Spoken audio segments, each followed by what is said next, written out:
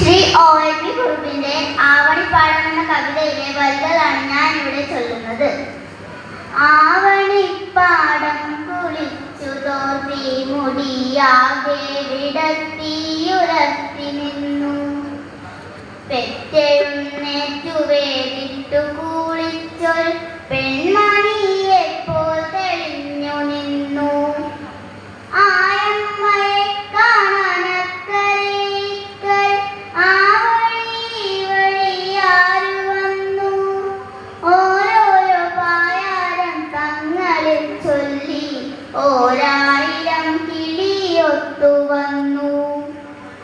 കുഞ്ഞിനു തീറ്റി കൊടുത്തുകൊണ്ട് ചിലർ കുട്ടികളെ കൂടെ നടത്തിക്കൊണ്ട്, ചുണ്ടു മുറുക്കിച്ചു വന്നുകൊണ്ട് ഉടുമുണ്ടുമുട്ടോളവുമേറ്റിക്കൊണ്ട്, ഉതിർമണിയൊന്നു കുറിച്ചുകൊണ്ട് കൈകളൂഞ്ഞാലായത്തിൽ വീശിക്കൊണ്ട്, ചളിവരമ്പത്തൊന്നു വഴുതിക്കൊണ്ട് ചിലർ മഴവെള്ളച്ചാലുകൾ നീന്തിക്കൊണ്ട്, ഓരോരോ പായാരം തങ്ങളിൽ ചൊല്ലി ഓരായിരം കിളിയൊത്തു വന്നു.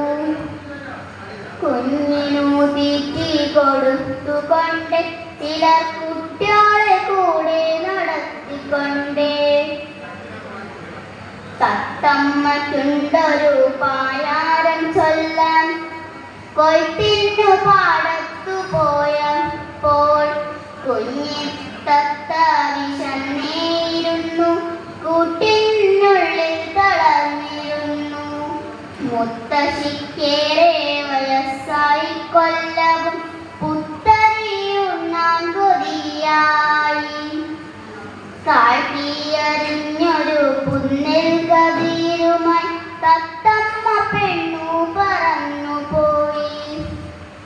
കാക്കച്ചിക്കുണ്ടൊരു പായാരം ചൊല്ലാൻ കൈകൊട്ടിയാരും വിളിച്ചില്ല, കർക്കടകം വന്നു പോയിട്ടും വലിയിട്ടൊരു വറ്റും തരായില്ല. പുത്തൻ കലത്തിൽ വച്ചൊരു പായസവറ്റുമോയാളുമെറിഞ്ഞില്ല. മഞ്ഞക്കിളി പെണ്ണിനുണ്ടൊരു പായാരം മുണ്ടകൻ കൊയ്യാനിറങ്ങുമ്പോൾ, മുന്നാലെ പിന്നാലെ മാറാതെ കൂടിയിട്ട് കിന്നാരം ചൊല്ലുന്നു മണവാളൻ. എണ്ണപ്പാടത്തിൽ കൊയ്ത്തിന്നു കൂട്ടുകാരെല്ലാരും പോണു പോലും, ആണാ പിറന്നവൻ തിരിയേവരും പോലും ആനക്കെടുപ്പതു പൊന്നും കൊണ്ടേ. കുന്നിച്ചു ചാടും കുളക്കുഴി കൊച്ചു പെണ്ണൊന്നു പുലമ്പുന്നു നാത്തൂനോട്, കുന്നത്തെ കാവിലെ വേല കാണാൻ ഇന്നലെ പോയി മടങ്ങുമ്പോൾ, കണ്ണീരു തട്ടിയൻ കാൽ മുടന്തി എണ്ണയിട്ടൊന്നിങ്ങുഴഞ്ഞു തായോ.